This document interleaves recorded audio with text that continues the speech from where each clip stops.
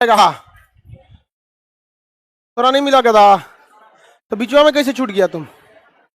Late से आया होगा, अगल बगल में देख ले किसी के पास एक्स्ट्रा होगा गधा कहीं का। इससे पहले क्लास में आपको क्या पढ़ा दिए थे?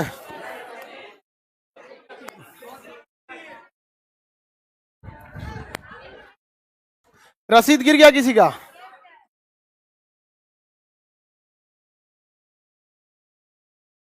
किसका रसीद गिर गया? लेते हो यहाँ पर।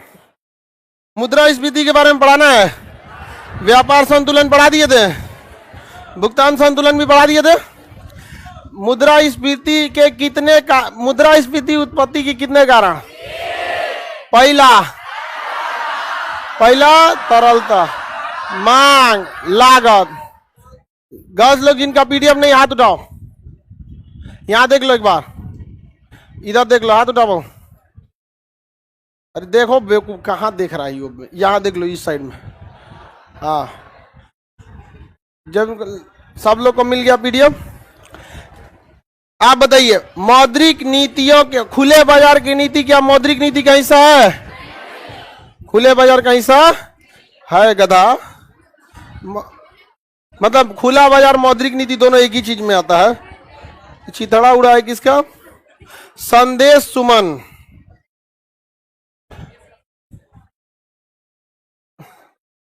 संदेश सुमन। चलो बाबू, आगे मौद्रिक नीति वगैरह बताया। खुले बाजार की नीति के तहत क्या बेच दिया जाता है? बॉन्ड पेपर वगैरह बेच दिए जाते हैं यहाँ पे। अब हम लोग देखते हैं, मुद्रास्फीति के बारे में पढ़ाई दिए थे, लागत प्रेरित मुद्रास्फीति वगैरह सब बता दिए थे। बताइए तो ईद में सेवई महंगा क्यों हो जाता है? मांग प्रेरित, मांग प्रेरित मुद्रा। कोई दिक्कत नहीं ना? अभी बताइए, जो फुचका वगैरह का दाम बढ़ गया, खाने पीने का, ये कौन? लागत प्रेरित। गेहूं चावल के मांग लागत प्रेरित। रीजन क्या है? डीएपी 1600-1300 हो गया। इतना महंगा हो गया तो कहां से बेचारा किसान करेगा? समझ में कितने का? वेनेजुएला चौपट हो गया, तरलता बढ़ा दिया। क्या बढ़ा दिया था? मुद्रास्फीति में ये बताइए, लाभ और हानि बता दिए थे किसको किसको होगा। मुद्रास्फीति में किसको लाभ होगा बता दिए थे। ऋणी जो कर्जा लिया है उसको, किसान को, उद्योगपति, व्यापारी, परिवर्ती आय वाला व्यक्ति लाभ। परिवर्ती आय जिसको महंगाई भत्ता मिल जाता है। विक्रेता लाभ। निर्यातक जो कर्जा दिया था स्थिर आय वाले को। ग्राहक को, आयातक को। किसी को कोई दिक्कत नहीं ना? मुद्रास्फीति को रोकना जरूरी है कि नहीं है?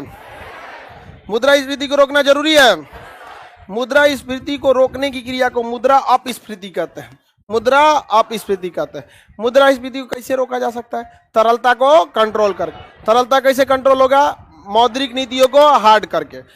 मौद्रिक नीतियों क्या कर दीजिए? टफ कर दीजिए। क्या हो जाएगी? तरलता कंट्रोल हो जाएगी। तरलता कंट्रोल हुआ, सब चीज कंट्रोल हो जाएगा। अब मुद्रास्फीति का ठीक उल्टा कंडीशन होता है रिसेशन, यानी मंदी। मंदी वह स्थिति होती है जब लोगों के पास पैसा ही नहीं बच जाता है। यह अर्थव्यवस्था के लिए और खतरनाक चीज है। मुद्रास्फीति तो चल जाता है, ये और चौपट हो जाता है। क्या कहेंगे इसे? मंदी। मंदी में जब तरलता एकदम घट जाए तो उसे क्या कहते हैं? मंदी। और जब तरलता बढ़ जाए तो उसे मुद्रास्फीति। सबको पीडीएफ मिल गया कि कोई बचा भी? हाथ उठाओ। कोई बचा है तो? एक्स्ट्रा किसी के पास है पीडीएफ? ठीक है, यहाँ पे तो अगल बगल का कोई मांगेगा तो दे देना लो। ठीक है, किसी को कोई दिक्कत नहीं ना? एक मिनट हो।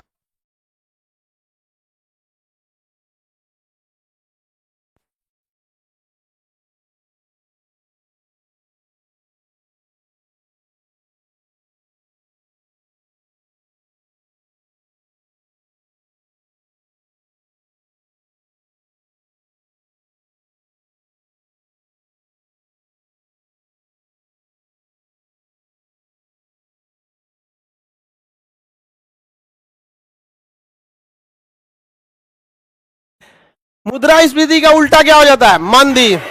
मुद्रास्फीति का उल्टा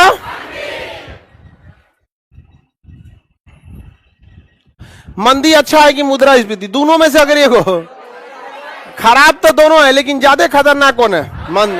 मंदी बहुत जानलेवा चीज हो जाता है। मंदी क्या हो जाता है? जानलेवा।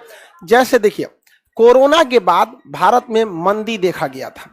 कोरोना जब लॉकडाउन हुआ था तो लोगों ने अपना बचा हुआ पैसा तो इस्तेमाल कर लिया, उनके पास पैसे खत्म हो गए। और जैसे कोरोना का एक दौर हुआ, जैसे जो पहला कोरोना आया था 2020, जो पहला कोरोना आया था 2020, इस 22 लिख दिए 20, ये मार्च से भारत में असर लॉकडाउन का होने लगा। मार्च में, तो मार्च का लॉकडाउन ना आदमी मजाक समझ लिया, हो एक हफ्ता बंद हो तो जनता कर्फ्यू हो तो थाली ताली बजाओ। शुरुआत में तो हम लोग थाली बजाएं, समझ में आ गया कि ना? शुरुआत में हम लोग क्या पीटे थे? थाली पीटे थे।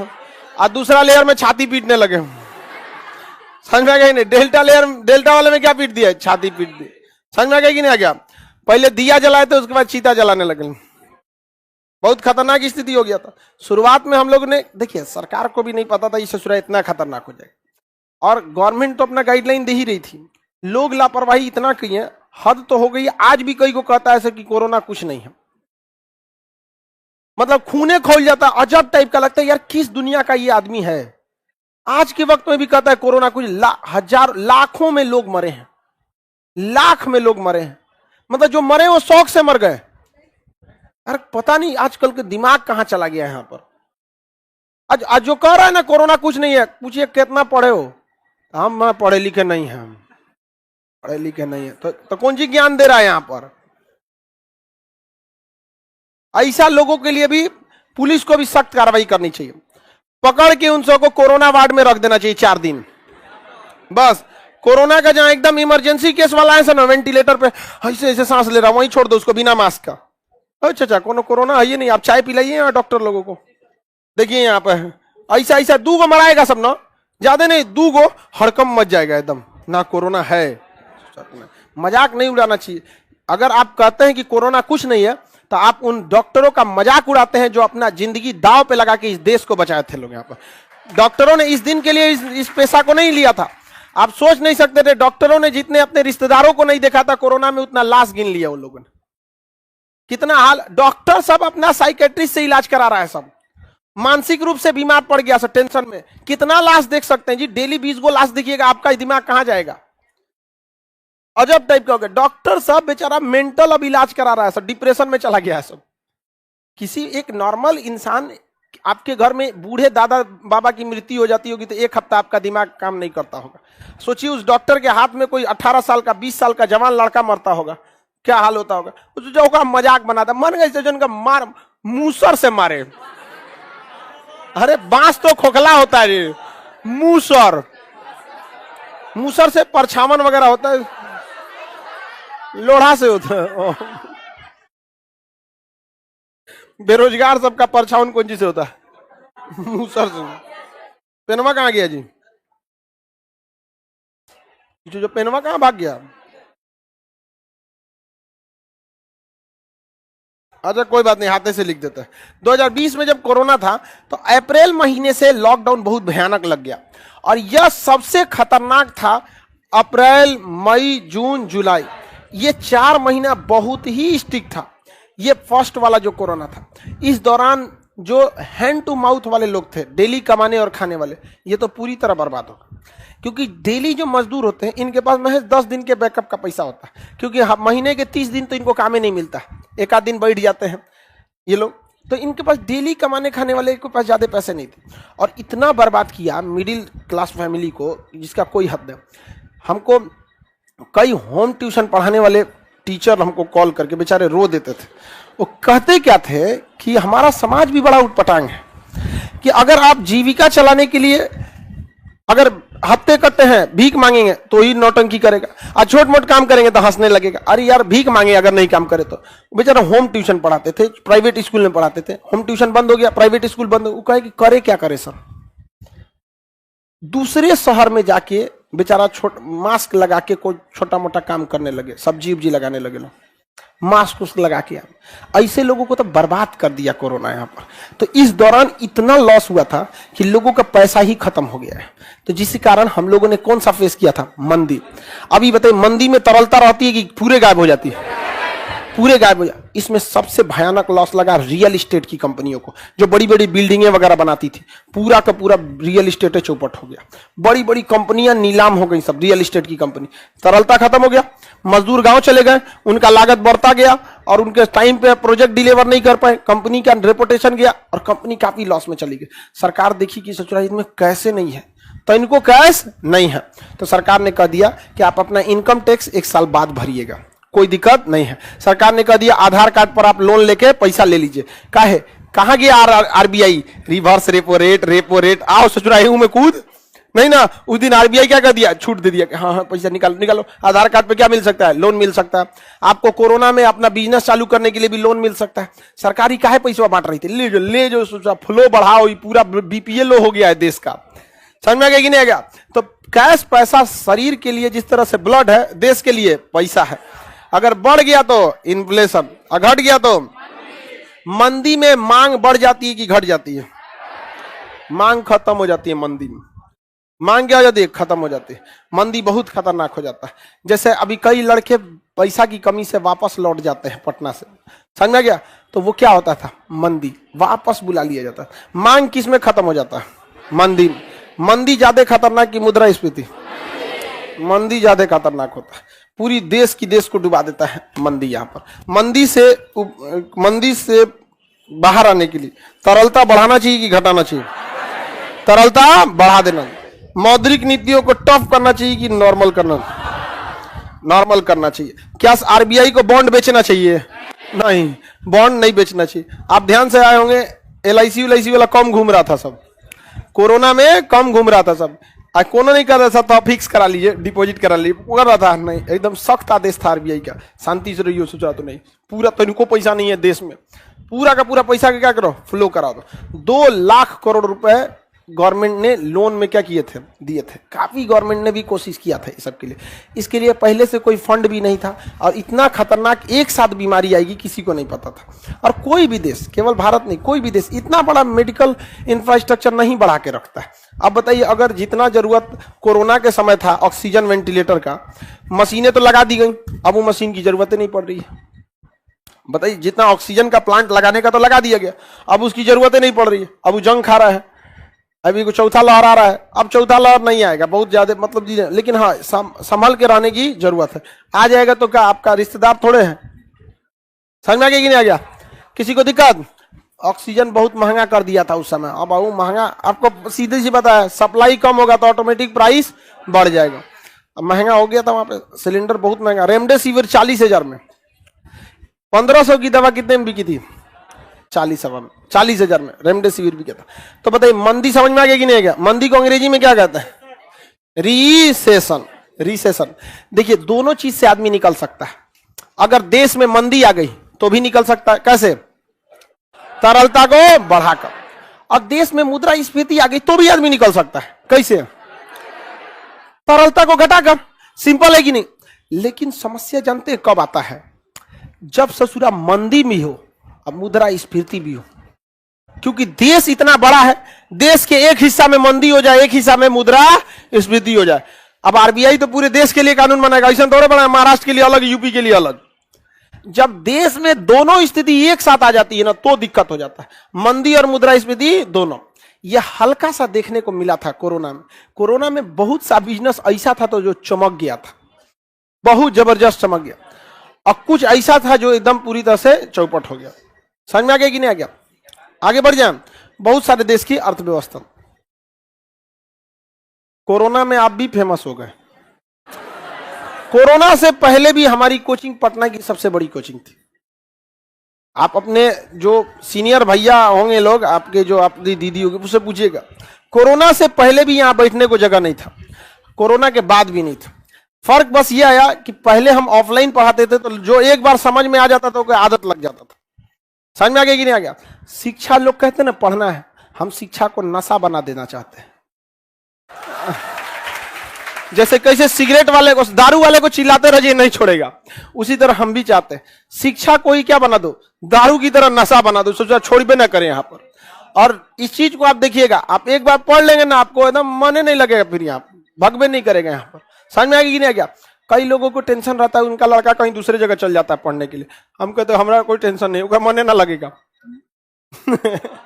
उसको आप मन नहीं लगेगा आपको। आप तो ये कोरोना में ऐसा नहीं है। कोरोना में लोगों ने जान के, हमारी मजबूरी थी, समझ में आ गया कि नहीं, मजबूरी थी कि हम कैसे पढ़ा सकते थे, ऑनलाइन ही क्या कर सकते थे, पढ़ा सकते थे। और उसके बाद से गया तो आदमी धीरे धीरे लोगों को समझ में आने लग गया। आगे बढ़ जाए, किसी को कोई दिक्कत नहीं। बताइए, अगर पूरे एक साथ मंदी आई तो कंट्रोल कर लेंगे कि नहीं? सिंपल है, किसी से लोन का ईएमआई मंगबे मत करो। अब कोई लोन लिया है स्कूटी के लिए, बाइक के लिए, घर के लिए, मकान के लिए, फैक्ट्री के लिए, 4 व्हीलर के लिए, पढ़ने के लिए, किसी ना किसी चीज के लिए क्या लिया है? लोन लिया। उसका ईएमआई मत मांगो, उसके क्या बच जाएगा? जेब में बच जाएगा, तरलता बढ़ गया। लोन उल्टे बांट दो, तरलता बढ़ गया। और जो अपना ये जो मौद्रिक नीति है उसको क्या कर दो? कम कर दो। टैक्स रिकवरी का 2 साल एक्स्ट्रा टाइम दे दो, मंदी से चुपचाप क्या हो जाएगा? निकल जाएंगे लोग, आराम से हो जाएगा। और अगर मुद्रास्फीति है तो आप देखिए, तरलता के कारण मुद्रास्फीति है कि लागत प्रेरित है कि मांग प्रेरित है? और अगर इसमें लागत प्रेरित है तो कुछ ना कर पाएगा आदमी। लागत प्रेरित मुद्रास्फीति बहुत डेंजरस हो जाता है। उसके लिए फिर बहुत तगड़ा दिमाग होना चाहिए आपके पास। समझ में आ गया कि नहीं? भारत में कभी भी महंगाई नहीं आ सकती थी, कंट्रोल ही छोड़ दिया गया भाग भरोसे। भारत में सबसे बड़ी खराबी क्या है? जितने आईएएस अधिकारी हैं इन सबको पता है कि हमारे ऊपर वाला नेता किसी काम का नहीं है, और उसको पता है कि हम काम करेंगे तो नाम इसका होगा, नहीं करेंगे तो गाड़ी यही सुनेगा। समझ में आ गया कि नहीं? तो देखिएगा, अफसरशाही में ना सब एक दूसरे के रिलेटिव होते हैं। सब कोई एसपी है तो डीएम उसका रिश्तेदार है, क्योंकि भाई हर इंसान का एक कैटेगरी में क्या होता है? रिलेशन बनता बिगड़ता रहता है। ये चीज हम देखें, पता चला उधर सचिव है तो उसका दामाद कहीं का एसपी है। अब पता चला नेतवा कोनो गरिया दिया हुआ एसपी को, एसपी तो सुन लिया, ससुर जी को बोल दिया सचिव में, सचिव कमवे नहीं करेगा, जो ससुरात में गाड़ी तुम ही सुनेगा। बड़ा सब इसका झोलमोल रहता है यहाँ पर, चेन बना हुआ है यहाँ पर। तो उसको पता है कि हमारे ऊपर वाला सब जो है ना उतना से काम लायक नहीं, इसलिए उतना अच्छा काम नहीं करता। समझ में आ गया नहीं? आ गया? आगे बढ़ जाए। ये देखो एक और गधा कहीं का, मेरा पूरा परिवार वैक्सीन नहीं ले रहा है, तुम्हारे पूरे परिवार को भेज दिया जाए कोरोना वार्ड में। एक साथ आप मंदी कंट्रोल कर लेंगे? कर लेंगे कि नहीं कर लेंगे? बता बाबू, मंदी में पैसा मतलब बढ़ाएगा कि घटा देगा? तुम बताओ। हाँ, मंदी में तरलता को मार्केट में और बढ़ाओगे कि घटाओगे? बढ़ा देंगे। लोन रिकवरी वापस मांगोगे छोड़ दोगे? अभी टैक्स वापस मांगोगे कि टाइम दे दोगे एक्स्ट्रा? हाँ, टाइम दे। बॉन्ड पेपर बेचोगे कि छोड़ दोगे? अभी बॉन्ड मत, हाँ छोड़ देंगे, बॉन्ड पेपर छोड़ देंगे, किसी को कोई दिक्कत नहीं। लेकिन एक साथ मंदी या मुद्रास्फीति दोनों आ गया तो बहुत दिक्कत होता है। एक साथ अगर मंदी या मुद्रास्फीति दोनों आ गया तो बहुत दिक्कत होता है। देश के एक हिस्सा में अक्सर इस चीज को देखिएगा, पटना में जो महीने का लास्ट दिन होता है ना, उस दिन स्टूडेंट टेंशन में हो जाता है, मकान मालिक खुश रहता है कि अब अगले महीने आएगा। समझ में आ गया कि एक छोटे से समय के लिए पटना में ये दोनों देखने को मिल जाता है, एक जगह मंदी, एक जगह मुद्रास्फीति। जैसे जैसे आपका पैसा खाली होता है तो आप लोग किसके शिकार हो जाते हैं? मंदी। अब मकान मालिक किसका शिकार हो जाता है? मुद्रास्फीति। तो जब आप जाते होंगे शॉपिंग करने तो मकान मालिक मंदी का शिकार रहता होगा। समझ में आ गया कि नहीं आ गया? इसको क्या हो गया? जाओ जाओ जाओ, चले जाओगे? हाँ, जाइए जाइए जाइए,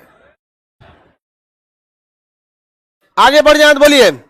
एक साथ जब मंदी और मुद्रास्फीति दोनों हो जाए तो उसे हम लोग कहते हैं स्टैगफ्लेशन। सीजीएल का क्वेश्चन है, स्टैगफ्लेशन में क्या होता है? मंदी और मुद्रास्फीति दोनों हो जाती है, मंदी और मुद्रास्फीति दोनों एक साथ हो जाती है। अब भयानक समस्या, अगर आप रहेंगे वित्त मंत्री और आपके सामने ऐसा विकट परिस्थिति आ जाए कि देश में मंदी भी है, हम मुद्रास्फीति भी है, तो पहले किसको कंट्रोल करेंगे? पहले मंदी को, पहले मंदी।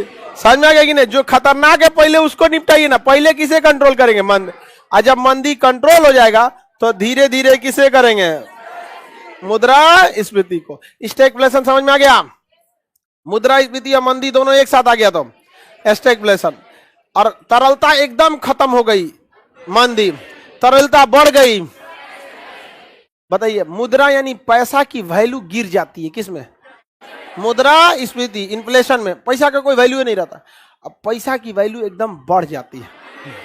हाँ, मंदी, पैसा की वैल्यू बढ़ जाती, मंदी। जब पैसा नहीं रहता है बहुत क्या हो जाता है, वैल्यू बढ़ जाती है। समझ में आ गया कि नहीं आएगा? एक दिल्ली में कोई लड़का था जिसका बुलडोजर से घर गिरा गया, सिक्का बटोर रहा था। छोटा सा लड़का क्या था, सिक्का बटोर रहा था दिल्ली में। वो क्या, किसका शिकार हो गया? मंदी के। समझ आ गया कि नहीं? पता नहीं क्या रमेश गुप्ता करके ऐसा कोई था, जूस का शायद दुकान था उसका, तो घर ही गिरा दिया। अब क्या हो गया, बेचारा पैसा बट रहा था, छोटा सा लड़का, उसके लिए 2-4 रुपया बहुत बड़ा मायने रखता है। डिपेंड करता है कि आपकी अर्थव्यवस्था का हालत कैसा है। अब सोच सकते हैं जो 2-4 रुपया बटोर रहा था उसका बहुत, ये सब चीजें क्या बोला जाए, अजीब टाइप का लगता है। समझ में आ गया कि नहीं? मंदी वगैरह समझ में आ रहा है, स्टेगनेशन समझ में आ गया। आप समझते हैं नोट छापना, क्या समझते हैं? नोट छापना। किसी को भी दिक्कत है तो बताया जाए, बोलिए। मंदी अलग अलग देशों में डिपेंड करता है। अमेरिका में एक बार भयानक मंदी आया था, भयानक मंदी अमेरिका में 2009 से लेकर 2011 तक 2 साल तक भयानक मंदी रहा। पूरी दुनिया की अर्थव्यवस्था गिरने लगी थी, पूरी दुनिया की। समझ में आ गया? एक वो मंदी था। एक और मंदी आया था जब 9/11 का हमला हुआ था 26/11 का। पूरे टूरिस्ट क्या हो गए थे, भाग गए थे। शॉपिंग मॉल सब, हाई राइज बिल्डिंग पे कोई चढ़ना ही नहीं चाहता था, कब जहाज कौन ले आकर लड़ा देगा यहाँ। वो भी एक तरह का क्या था, मंदी था। 1934 में पूरी दुनिया में भयानक मंदी आई थी, जो आगे जाकर द्वितीय विश्व युद्ध का जन्म ले लिया। तो मंदी अलग अलग देशों पर प्रभाव पड़ता है, और ये वहीं के लोग बता सकते हैं कि खतरनाक प्रभाव पड़ा है कि नहीं, क्योंकि वहां के लोगों का जीवन शैली भी डिपेंड करता है। अब हम लोग के यहाँ की जीवन शैली एकदम नॉर्मल है, बहुत बड़ा जीवन शैली नहीं है। कोरोना से मंदी आया था कि नहीं आया था? आया। लॉकडाउन में बहुत से लोग क्या हो गए थे, बर्बाद हो गए थे। आगे बढ़ जाए, नोट छापने का सिद्धांत समझे। देखिए, नोट छापना अकलमंदी नहीं है, लेकिन देश को चलाने के लिए नोट की बहुत ज्यादा जरूरत होती है। तरलता बहुत ज्यादा नहीं रहना चाहिए।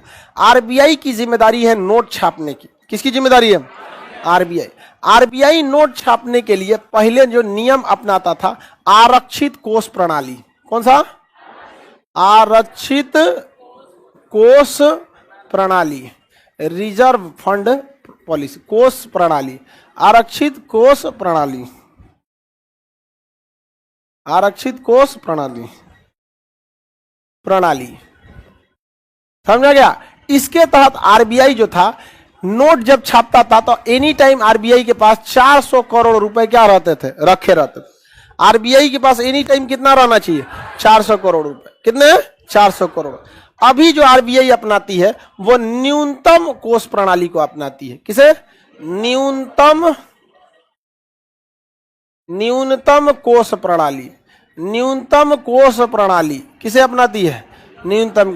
कितना पैसा रखती है? 200 करोड़। पहले कितना रखती थी? अभी कितना रखती है? 200 करोड़। आरबीआई का कहना है इतना पैसा रख के क्या होगा, जब डिजिटलाइजेशन है इतना ज्यादा हो गया है तो कैश रख के कोई खास फायदा नहीं है। तो बताइए, आरक्षित कोष प्रणाली में आरबीआई कितना रखती थी पहले? अभी कौन सा?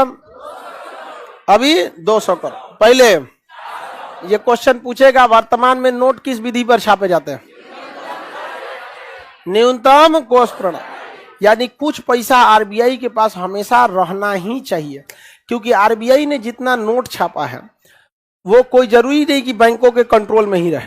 हो सके कि लोग नोटवा सब जेबे में रखते जाए, इमरजेंसी के तौर पे सोचिए, सब पैसा कहाँ रखते जाए? जेबे में रखते जाए। बैंक में कोई जेबे नहीं करे, अपने गोदाम में रखने लगे। कानपुर में दुकाने यहाँ मारा था, 400 करोड़ रुपए निकला था। हाँ, 100 करोड़ के आसपास, बड़ी ज्यादा पैसा निकला था। 1-2 महीना पहले की बात है। आगे बढ़ जाए तो ध्यान से देखिए, तो आरबीआई हमेशा अपने पास कितना रखती है? पहले कितना रखती थी?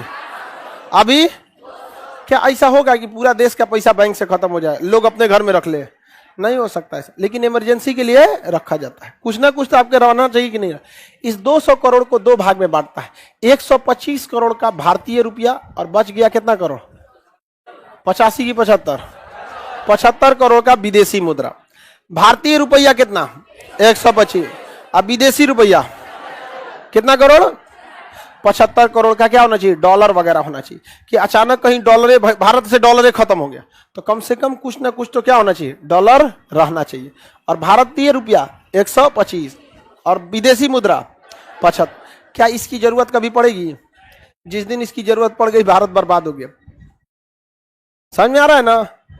जिस दिन आरबीआई को अपना पैसा निकालना पड़ गया उस दिन क्या स्थिति होगी देश की, आप खुद सोच सकते हैं। तो नोट छापने की वर्तमान में कौन सी विधि? आरबीआई ज्यादा नोट क्यों नहीं छापता है? तरलता बढ़ अब बढ़ गई तरलता। तो मुद्रास्फीति, कभी कभी आरबीआई नोट छाप देता है एक्स्ट्रा। समझ में आ गया? कोरोना के टाइम पे आरबीआई छापता, लेकिन उसको पता था कि कोरोना से जस्ट पहले भारत में मुद्रास्फीति थी, इन्फ्लेशन थी। कोरोना आया तो अचानक मंदी लाया। आरबीआई नोट इस डर से नहीं छापा कि वैक्सीन जब लग जाएगा ना आदमी ठीक हो जाएगा, लेकिन देश की अर्थव्यवस्था चौपट हो जाएगी, इसलिए उसने नोट नहीं छापा। कभी कभी जब बहुत लंबे समय तक मंदी दिखता है ना, बहुत लंबे समय तक मंदी, तो आरबीआई क्या करती है? नोट छाप देती है। नोट क्या करती है? छाप देती है। और उस नोट से सरकार लोगों को लोन दे देती है। क्या कर देती है? लोन दे देती है। याद रखिएगा, ये लोन कितना खतरनाक होगा आगे जाके।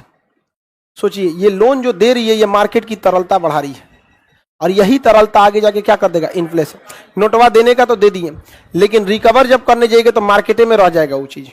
समझ में आ गया कि नहीं आ गया? पैसा तो रह जाएगा ना, छपने के बाद तो पैसा रह जाएगा। तो पैसा देश के लिए खतरनाक है कि नहीं? अब किसी आदमी को जरूरत है तब पानी चढ़ाइए, स्वास्थ्य आदमी है पकड़ के 2 बोतल पानी चढ़ा दीजिए, दिक्कत नहीं हो जाएगा, ओकरा मरिए जाएगा तो पकड़ के क्यों गए पानी चढ़ा देते तोरा। तो ऐसे नोट नहीं ना छापा जाता है, मंदी के दौरान नोट छापा जाता है। इसे कहा जाता है हेलीकॉप्टर मनी। क्या कहा जाता है? Helicopter money. जब सरकार मंदी या किसी विकट परिस्थिति में नोट छाप देती है तो उसे क्या कहते हैं? कौन सी मनी? हेलीकॉप्टर। हेलीकॉप्टर मनी क्या? अच्छा, हेलीकॉप्टर से पैसा गिराता है। हाँ? कोरोना के दौरान आंध्र प्रदेश के मुख्यमंत्री ने कहा था कि भारत सरकार को हेलीकॉप्टर मनी का क्या करना चाहिए? छाप देना चाहिए। बाद में वित्त मंत्री ने बुलाया आरबीआई के गवर्नर को, कहा कि देखो हमारा तो ये सब बुझाता ना है, आप ही कुछ बताइए। तो उन्होंने कहा कि देखिए हेलीकॉप्टर मनी में कोई दिक्कत नहीं, छापने का छाप देंगे, आप कोरोना के टाइम का मंदी निकाल लीजिएगा, उसके बाद आपसे नहीं संभलेगा। समझ में आ गया कि नहीं आ गया? अभी संभल रहा है, महंगाई अभी संभल रहा है, नहीं संभल रहा है यहाँ पर। तो सोचिए अगर हेलीकॉप्टर मनी छापा गया रहता कोरोना के बीच में तो महंगाई कहां गया रहता? सिलेंडर 1500 हो गया रहता, अभी तो 1100-1200 चल रहा है, अभी कितना हो गया था? 1500। तो सोच समझ कर नोट छापना चाहिए। कोई भी इंजेक्शन लीजिए ना तो सोच समझ के लीजिए, क्योंकि बहुत खतरनाक चीज होता है इंजेक्शन। तो नोट क्या है? इंजेक्शन। सोच समझ के आपको करना है, तो खतरनाक हो जाएगा। किसी को कोई दिक्कत नहीं। नोट छापने के लिए कारखाने की जरूरत, छपाई प्रेस की जरूरत होती है। किसकी जरूरत? प्रेस की। देखिए 1 रुपया का नोट छापने की जिम्मेदारी 2 लोगों के पास है, एक सेंट्रल गवर्नमेंट के पास है और एक आरबीआई के पास है। सेंट्रल गवर्नमेंट, इसके पास 2 तरह की जिम्मेदारी है। 1 रुपया का नोट कौन छापता है? हाँ, वित्त मंत्रालय। सेंट्रल गवर्नमेंट मतलब वित्त मंत्रालय। कौन मंत्रालय? वित्त मंत्रालय। 1 रुपया का नोट वित्त मंत्रालय, 1 रुपया का नोट। और सभी प्रकार का सिक्का, सभी प्रकार का सिक्का वित्त मंत्रालय। सिक्का और 1 रुपया का नोट वित्त मंत्रालय, सिक्का और 1 रुपया का नोट वित्त मंत्रालय। समझ में आ गया कि नहीं आ गया? वित्त मंत्रालय के पास में 2 तरह की जिम्मेदारियां हैं। कौन कौन सी जिम्मेदारी? 1 रुपए का सिक्का बताइए, वित्त मंत्रालय।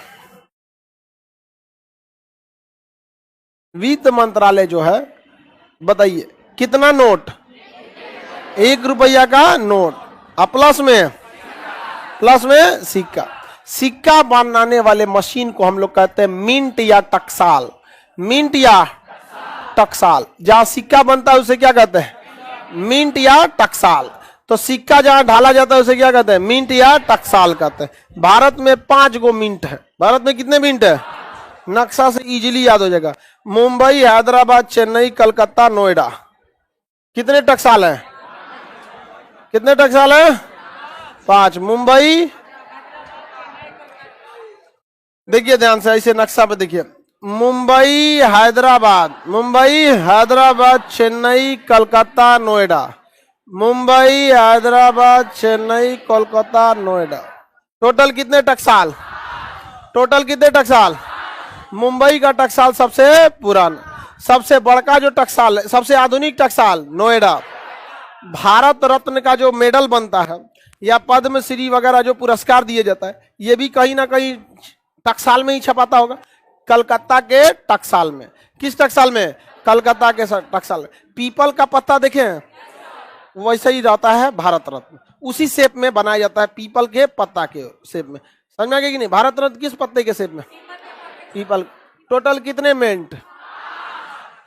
टोटल कितने 1 रुपए का नोट कौन मंत्रालय? तो 1 रुपए के नोट पर किसका साइन? वित्त सचिव। किसका? वित्त सचिव, वित्त मंत्रालय के सचिव, वित्त सचिव। कोई दिक्कत नहीं ना? आगे बढ़ जाए। सबसे आधुनिक टकसाल ना नोएडा। टोटल कितने टकसाल? मुंबई, हैदराबाद, चेन्नई, कोलकाता और नोएडा में। समझ में आ गया कि नहीं आ गया? कुछ को दिक्कत? कौन सी हो गया इसको? जाइए चल जाइए कि नहीं? अब सब लड़की सब भी समझदार हो गई है, सब बेहोश होने से पहले ही चली जाती है सब। 5 मिनट और ब्रेक मारती तो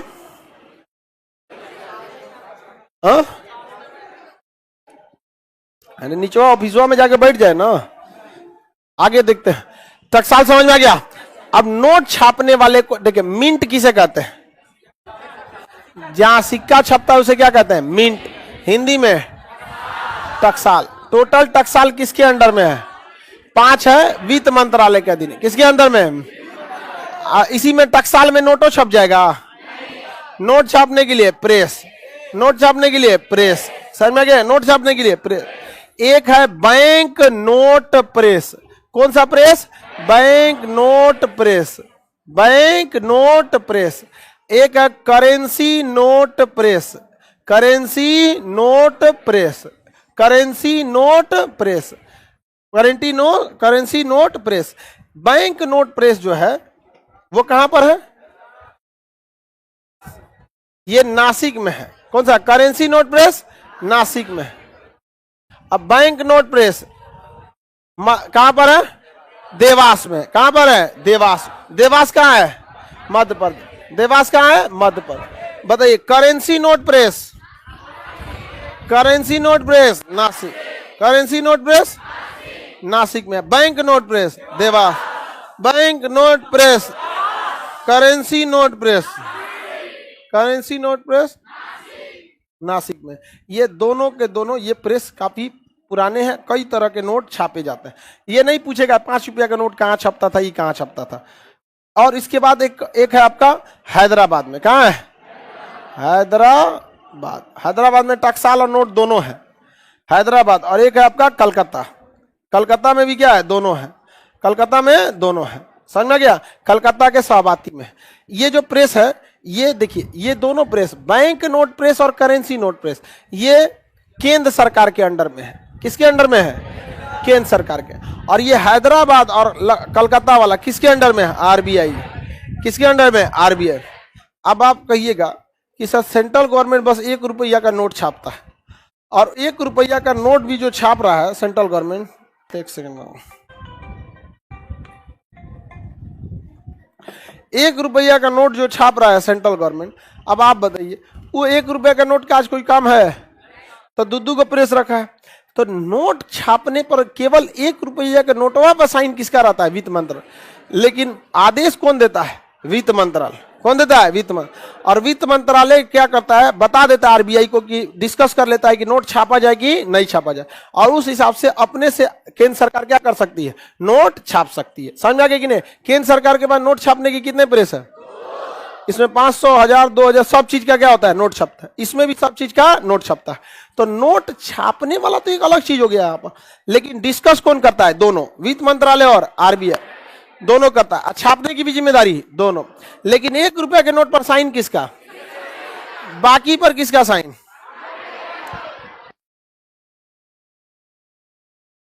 बाकी पर किसका साइन? आरबीआई। एक प्रधानमंत्री मनमोहन सिंह जो थे, वो अपने समय में आरबीआई के गवर्नर थे, अतः उनका आज नोट पर क्या होता है? साइन होता है।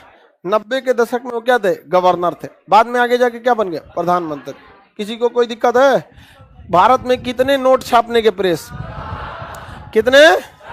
चार में केंद्र सरकार के अधीन और आरबीआई के अधीन, केंद्र के अधीन, आरबीआई के अधीन, हैदराबाद वाला किसके अधीन? कलकत्ता के शाहबाती वाला, और currency note press, currency note press कहां है? कहां है? Bank note, bank note, currency note, दोनों किसके अंडर में है? अभी आरक्षित कोष प्रणाली की न्यूनतम कोष प्रणाली, कितने पैसे रखने होते हैं? नोट छापना समझदारी होता है?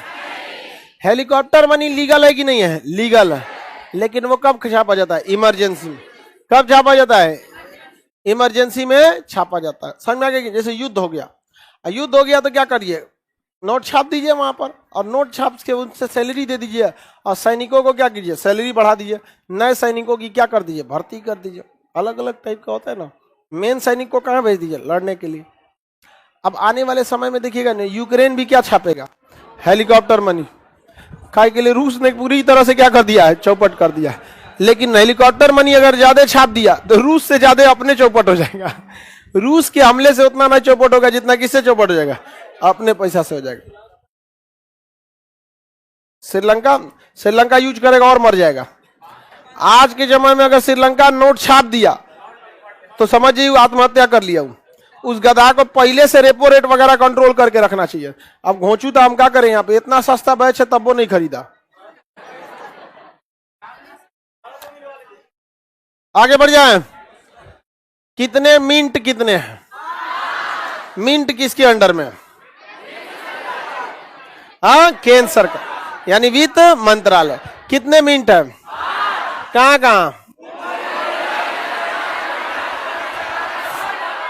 मुंबई, हैदराबाद, चेन्नई, कोलकाता, नोएडा। भारत रत्न कहां बनता है? मेडल वगैरह हाँ कलकत्ता के मिंट में। जो भी मेडल वगैरह दिया जाता है, सेना वगैरह का मेडल, वो सब कहां बनता है? कलकत्ता के मिंट में। हैदराबाद और कलकत्ता में प्रिंटिंग प्रेस और मिंट दोनों है। टोटल भारत में कितने प्रिंटिंग प्रेस? कितने प्रेस? केंद्र सरकार के अंडर में, आरबीआई के अंडर में। बैंक नोट प्रेस कहां है? कहां पे है? देवास। और currency note press, currency note press कुछ कोई दिक्कत नहीं ना। आगे बढ़े। अब इसको जाली नोट का कारखाना, नकली नोट चुरा के छापता है गधा कहीं का। साइन करना कौन बड़ बात है? कौन हाथ से साइन करता है क्या आरबीआई? जब गधा है। तुमको क्या लगता है जितना पीडीएफ मिला है सबको आदमी लिखा है? प्रिंटर में डाला है, प्रिंट हो गया। उसी तरह कंप्यूटर से एक बार स्कैन करके प्रिंट मार देता है उसमें। देखिए, नोट छपने में, ब्लैक नोट छपने का सबसे बड़ा कारण होता है कागज।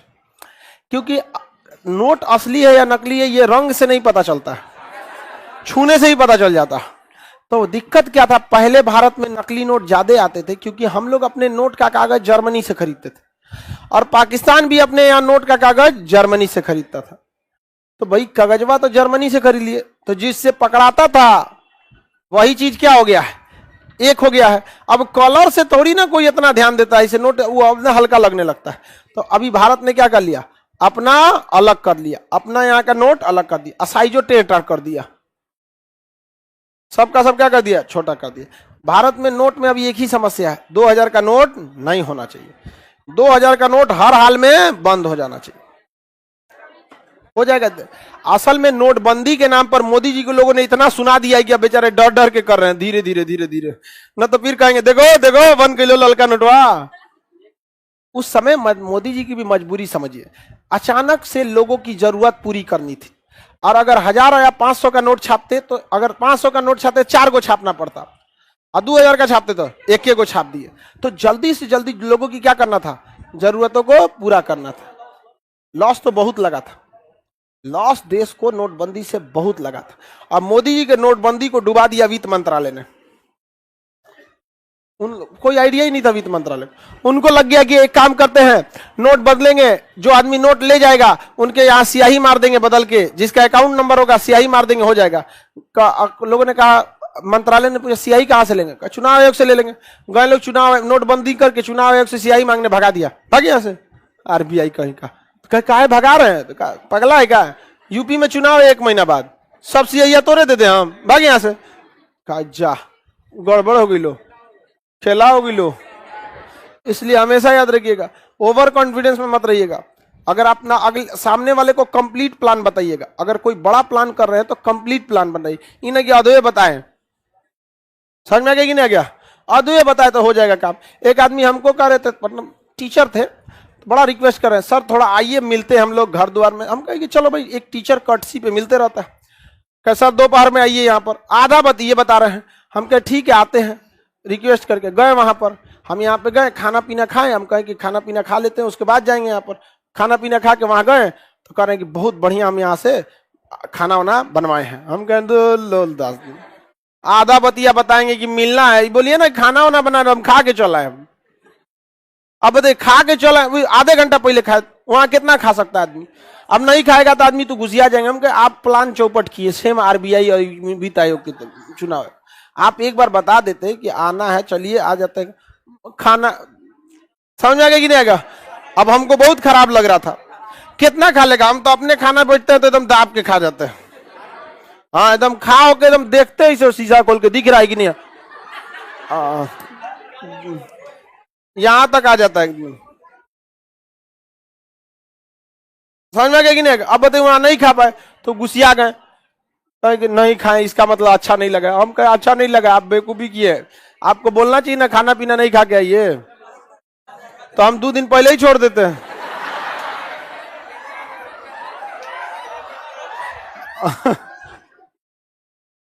कह रहे सर आप नहीं खाए तो आपको घाटा लग गया। नहीं, ऐसा नहीं, हमको खाना खाने का शौक नहीं है, वैरायटी क्या खा ले को कुछ शौक नहीं है। हमको बस अपना टारगेट दिखता है कि जिस तरह से पढ़ाने के लिए ब्रेन की जरूरत है, उस तरह शरीर को स्वस्थ रखने के लिए खाने की जरूरत। खाएंगे ससुरा को तो खाएंगे। रात का खाना हम कितने बजे खाए थे? लगभग 2:30 बजे उठ के खाए थे। हाँ, नींद आ गया था, कहे अरे छोड़ कैसे देंगे तुम, आ यहाँ पे। रोटी साइड से टाइट हो गया था, साइड से नोच के उसको हटा दिए हैं, जो कैसे छोड़ेंगे तोरा। हाँ, सूख जाता है वो। चलिए अब ध्यान दिया, प्रेस समझ में आ गया कि नहीं आ गया? कितने प्रेस? कौन कौन? Bank note press, currency note press और हैदराबाद और प्रेस। याद रहेगा? किसी को कोई दिक्कत नहीं ना? आगे बढ़े, आगे बढ़ जाते हैं। प्रेस पहले नोट छापने की कौन सी विधि थी? आरक्षित कोष प्रणाली। अभी कौन है? अलग अलग कंपनी है भाई, इसमें दोनों में कोई अंतर नहीं है। यहाँ पर जैसे बैंक नोट प्रेस में ना ये भी छप जाता है, क्या नाम है, चेकबुक। देखते हैं चेकबुक वगैरह, बॉन्ड पेपर, चेकबुक, ये सब भी क्या हो जाता है, छप जाता है। तो वो उसके लिए भी कई सारे काम में आ जाते हैं, तो अलग अलग चीजों में छापे जाते हैं। न्यूनतम कोष प्रणाली में कितने पैसे को रखा जाता है? न्यूनतम कोष प्रणाली में कितना रखेंगे? कितना? 200 करोड़। मटेरियल मिल गया आप सब लोग को?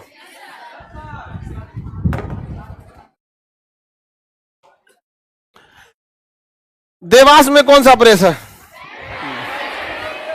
हाँ, बैंक नोट 20, 50, 100, 500 के नोट छपते हैं। नासिक में कौन सा है? करेंसी 10, 50, 100, 500 और 2000 के नोट छपते हैं। हैदराबाद और शाहबादी का प्रेस आधुनिक है, किसके अंडर में है? किसके अंडर में है? आरबीआई के अंडर में। समझ में आ गया? टकसाल कितने हैं? कितने हैं? आरबीआई वर्तमान में किस विधि पर नोट छापती है? 1 रुपए के नोट पर कितने लोगों को किसका हस्ताक्षर होता है? कलकत्ता टकसाल में क्या क्या चीज बनता है? मुद्रास्फीति समझ में आ गया कि नहीं आ गया? आरबीआई वगैरह समझ में आ गया? साख नियंत्रण सब समझ में आ गया कि नहीं आ गया? अब आगे आरबीआई का स्ट्रक्चर पढ़ना है कि आरबीआई में कौन कौन होता है जो इसे कंट्रोल करता है। अब इसके आगे का क्लास आपका होगा 5 मई को। कितने मई को होगा? 5 मई को होगा। इसके पर ईद के लिए आप लोग को छुट्टी हो जाती है, सब लोगों को ईद